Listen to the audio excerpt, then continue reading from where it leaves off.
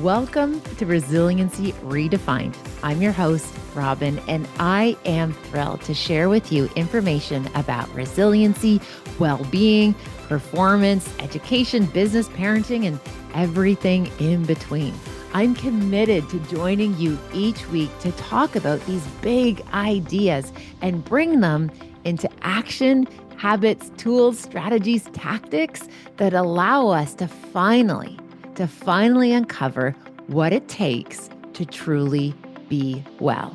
And I'm just so excited that you're here.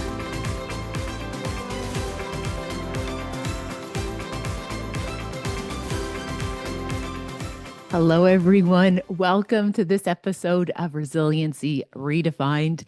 I'm looking forward to diving into this topic with you. The topic is all about the psychological benefits of nature. Now, this week we are celebrating in Canada, we are celebrating Mental Health Week, and lots of folks are talking about these different concepts and ideas around mental health. And one of the areas that I notice when we're talking about mental health, and a question I often get asked is this: we are talking more about mental health than we ever have before. However, it seems as though mental health incidences or the prevalence of mental health conditions, it's rising. And that's not wrong. Yes, we're talking about it more. And yes, we see this increase in mental health. And there's a lot of variables that are at play. And I appreciate we talk about this in Stress Wisely as a wicked problem.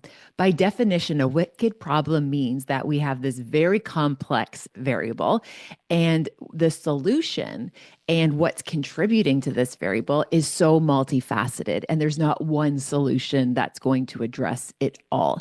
So, by definition, a wicked problem is super complicated, and there's no one way to fix it.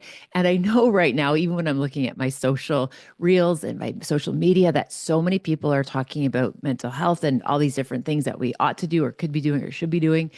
I just wanted to bring us back, though, to some of the fundamentals about what we know about mental health in terms of ways of working with our mental health and our mental well-being, again, which is the power of nature. So I'm very glad that you are here. And without further ado, let's take a deep dive into this. Now, from an evolutionary perspective, we know that nature is our first home. It is our first teacher. There is essentially everything that we need to be relatively well, we know to a degree, is found in nature. Even when we think about, for example, the medicines that we take to help us, most of that was derived from nature. There's even really fascinating kind of conversation and an important conversation about how indigenous ways of knowing and indigenous knowledge, that essentially that when, if you look at colonialism, that a lot of this knowledge was actually taken from indigenous people that eventually then made its way into pharmacies. And so again, there's this rich history of nature being medicine, nature being our first healer. And there were a few key ideas that I wanted to bring to light today. And there's no particular order in terms of these benefits, but one of the reasons why this really landed for me is, as I've shared before, and you maybe have been following on social media or my other podcast with Peter, I have been on a very full calendar for the last, I don't know, about 16 weeks. It has been very full scheduling. And recently, I just happened to be out in Whistler, and Hunter came with me. He was my little sky buddy. My sky buddy is when I travel with someone. So Hunter finished his last exam and he said, "Mom, I can't wait to come home and see you in Peterborough." And I was literally heading out to catch a flight to Whistler. And I said, instead of coming home, meet me at Pearson Airport and come with me to Whistler, be my sky buddy, and hang out with me in the mountains for a couple of days. So Hunter and I headed out, which is, again, so much privilege. And I appreciate that. I, first of all, have a kid who still wants to hang out with me, and B, we can jump on a plane and be in such a beautiful part of Canada. Anyway, so the next morning, we went out to find coffee. I love to do a good morning walk and forage for my coffee. And of course, I'm in nature, like the trees, the mountains, the sounds, all of this. Like spring is unfolding right now in Whistler. And what was so remarkable as I was taking in all of these sights of nature and being in nature, literally wearing like a tracksuit and like a baseball cap, going to find coffee really early in the morning, because clearly we were on Eastern time zones, Hunter and we were kind of got a wee bit turned around as we were navigating these paths from the hotel to where there was coffee. And we realized the quickest way to get back on track was actually to like cut across this parking lot to get us onto another trail. But to do that, we had to go over this bit of green space, which you could walk across. It's clearly other people have walked across this. And I kid you not, when I took a step off of the pavement and step onto the ground, like onto the earth, I actually stopped because all of a sudden it was this like total different experience. Like there was this interesting, just like awareness of just this, like this energy. And I realized I'd been walking on sidewalks, concrete, pavement, gosh, asphalt, you name it. I'd been walking all these like created resources, right? So walking in all these man made materials. And this was like the first time in so many weeks that I actually stepped on earth, like literally on earth. I'd been in so many buildings, as I said, and I kind of stopped and I said to Hunter, I'm like, dude, I just need a minute. I'm like taking this in. And of course, thankfully, my little sky buddy was just like, yeah, you do you, mom. And I just stood there for a moment and I was just, again, in awe of what it felt like, what my foot felt like standing on the earth, like with the pine needles underfoot. The ground was just a wee bit squishy because the frost was coming out of the ground. And it just, again, my eyes had been seeing nature, but for whatever reason, in that moment, I felt that nature, which again reminded me, as going into mental health awareness, that there is so many things around us that can help soothe our nervous systems. And why this is important as it relates to mental health, there's this idea that's called diathesis stress model, which talks about that stress exacerbates underlying conditions. This is why stress is so interconnected and comorbid with so many different mental health conditions, because stress makes it worse. So, as this idea is unfolding here right now in this moment with you, I want to share with you some of these practices that we know. Obviously, this doesn't resolve or solve mental health pieces, but it doesn't hurt. And if anything, I think it actually can help. Again, it doesn't fix it and solve it because there's underlying, again, wicked problem. There's a lot of moving parts when it comes to mental health, but these are things that I do think can help our weary nervous systems. So, number one, we get outside, right? Simply being outside, getting out of these buildings, out of these kind of man made structures, person made structures. It's so important for a lot of different reasons. But one in particular I want to highlight is something about fractals. Now, what fractals are is this idea that the majority of what our brain processes when we are indoors is 90-degree angles. Okay, just think about it. Even wherever you are, if it's kind of safe for you just to pause and look around, look at all the 90-degree angles, computer screens, buildings, sidewalks, roadways, pictures, TVs. Like all of these things are sharp 90-degree angles. And 90-degree angles aren't necessarily natural. As soon as you go outside, your brain starts to see all of these other shapes, all of these other dimensions, all these other angles, which then activates a different part of our brain that brings a soothing effect.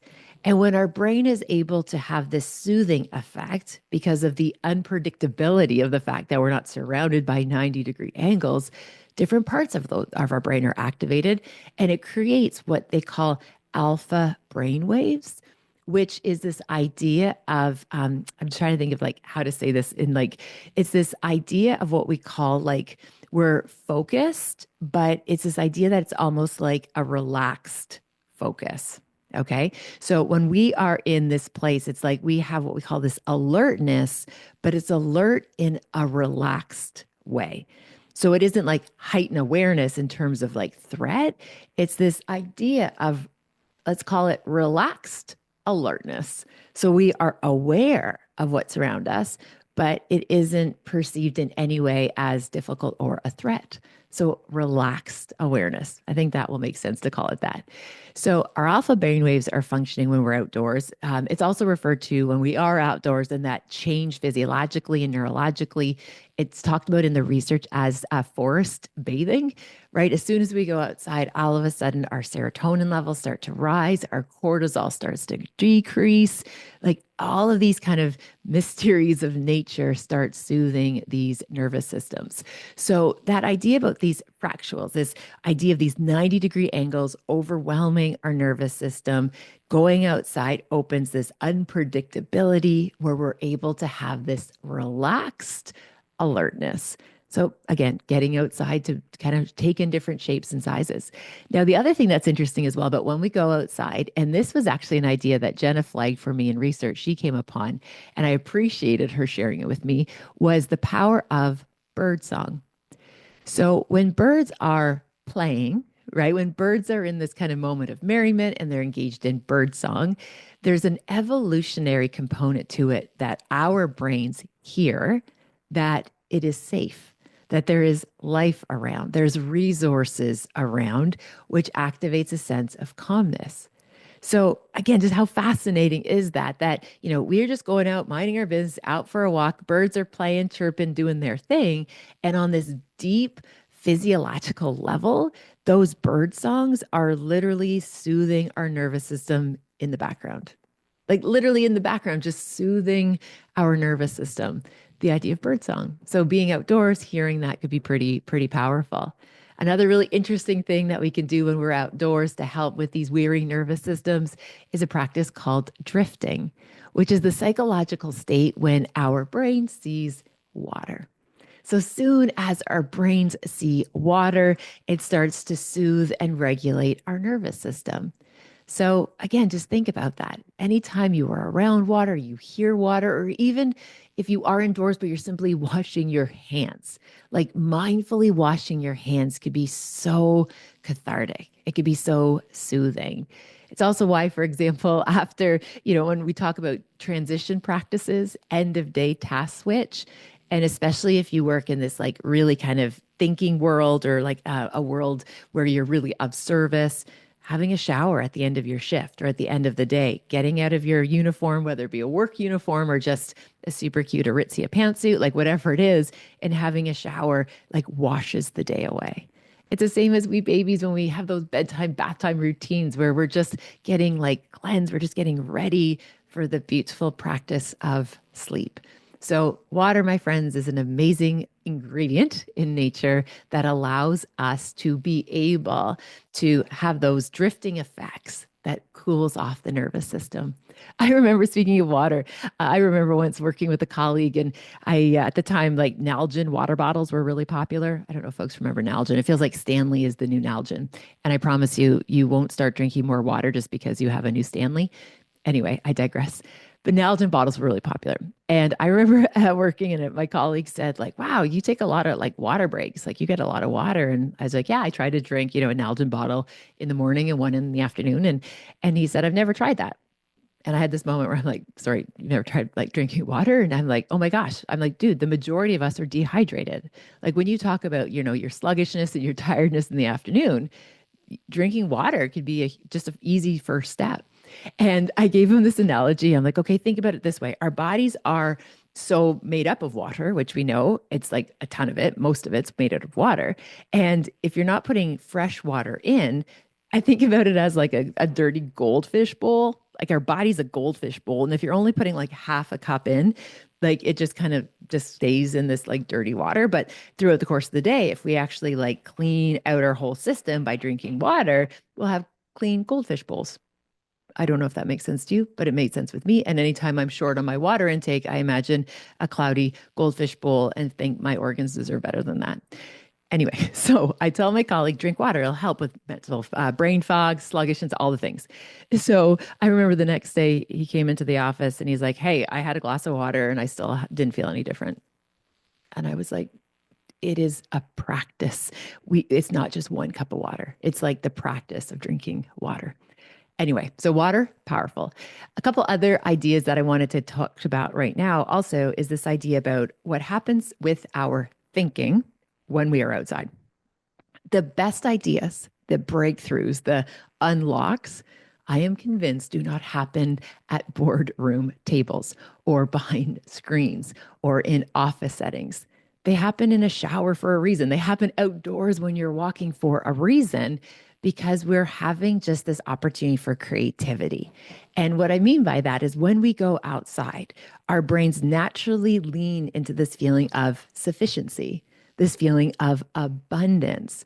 When we're indoors all day, we feel this sense of scarcity or shortage. And we're kind of trying to operate kind of in that place of again, scarcity of resources, scarcity of ideas, scarcity of energy. But as soon as we go outside, we can feel incredibly different simply by going outside. And, I love that kind of example about take your worries for a walk, right? Take your problems for a walk. And I believe it was Ryan Holiday who said, if you take your problem for a walk, it might not fix it, but it won't make it any worse, right? So going for a walk might not fix your problem, but it definitely won't make it worse. So again, when we go outside, we're activating a different part of our brain that allows us to have an increase in creativity, an increase in critical thinking, problem solving, all these really great processes that when we are indoors all day, we actually aren't really capitalizing on. We're not really using that to our advantage. Now, the other idea to share with you here is the importance of getting sunlight or even outdoors. It doesn't have to be like sunlight. If even if it's cloudy, our brains are still getting the goods, having it first thing in the morning. Because what that does, interestingly, is this like cue that says, this is the start of our day. Our brains are designed to be essentially in what we call the power of thirds.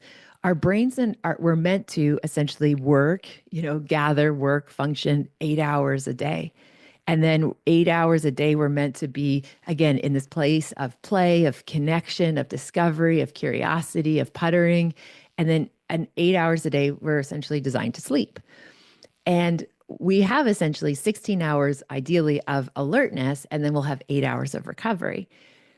When we get outside first thing in the morning, imagine that like the go button, right? That it sends the cue to your brain that, okay, our day is starting. And then what we see in the research and in the lab, 16 hours later, your brain just coming up to those 16 hours is going to start to wind down because it knows it's time for recovery, right? It knows it's time to get ready for sleep. When we have cued it first thing in the morning with daylight. Okay. And again, it doesn't have to be blazing sunshine. Simply go outside and we will start to have that benefit.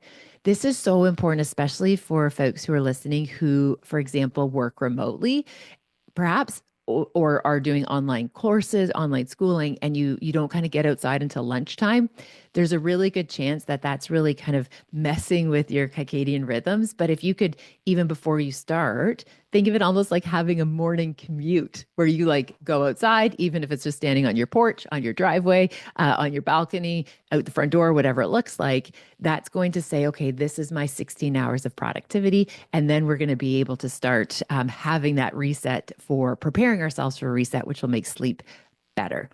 Okay, so those are a couple ideas that I wanted to share with you. Another idea that I wanted to bring forward as well. So it's when we think about this kind of idea about our time outdoors. The idea that I want to share with you is a practice that when we think about it, is this expansive view. Okay, what I mean by expansive view is the fact that when we go outside, all of a sudden our world opens up.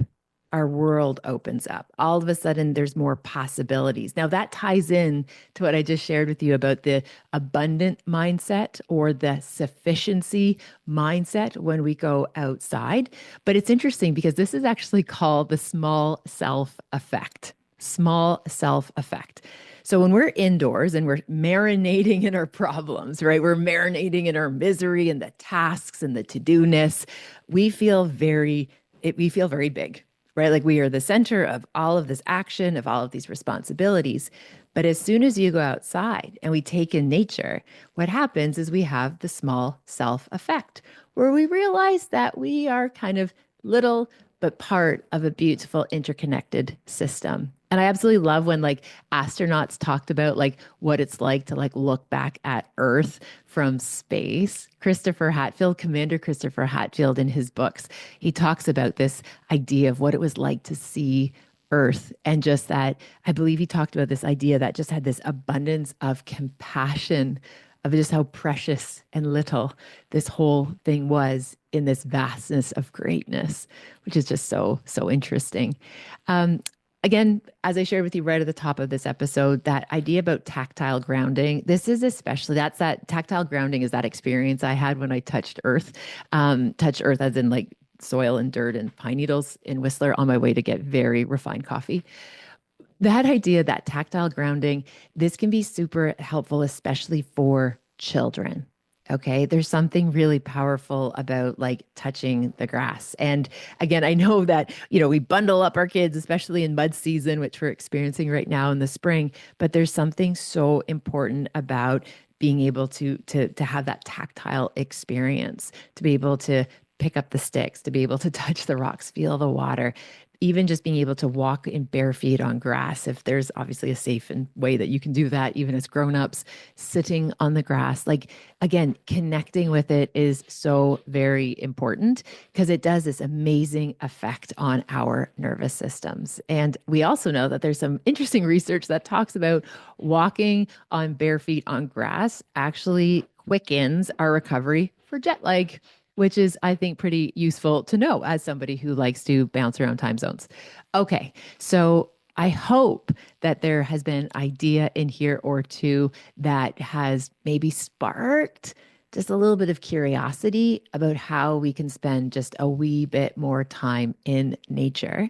Now, my call to action for you, if folks who are listening and are looking for something, I really encourage you to follow my colleague, Dr. James Rouse. He's a functional medicine doctor.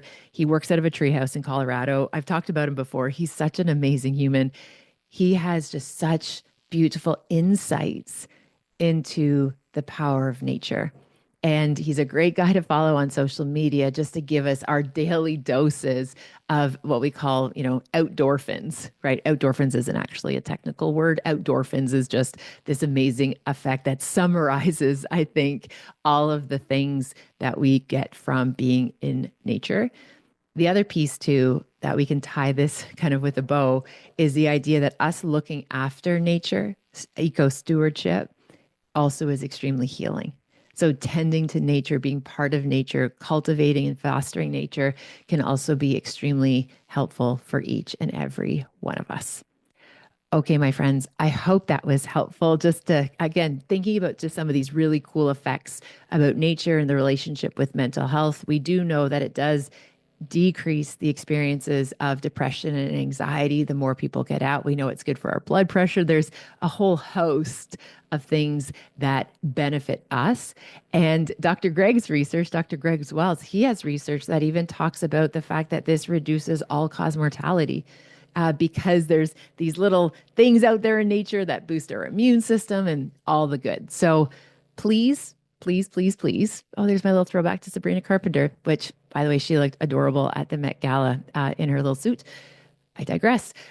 This idea of please get outside. Like, please go outside, make time for it, because the little practice of going outside, it's going to give you a ginormous benefit. And it's like giving your weary nervous system a hug from Mother Nature. Okay, my friends, hope that helped. If it was useful, please let us know in the comments, share questions, curiosity. I'm here to be of service, and I very much look forward to sharing time with you in our next episode. Take good care, and bye for now. Thank you for spending time with this podcast episode today. I hope you found something helpful in Resiliency Redefined. Please feel free to share it with somebody who you might think could benefit. Maybe there was something useful, something in particular that you think you could pay forward. Also, if you have a moment, please feel free to rate and review this podcast wherever you like to listen to your podcast. It means the world to me. And again, thanks for your time. Thank you for your interest. Take good care, and I'll see you next time.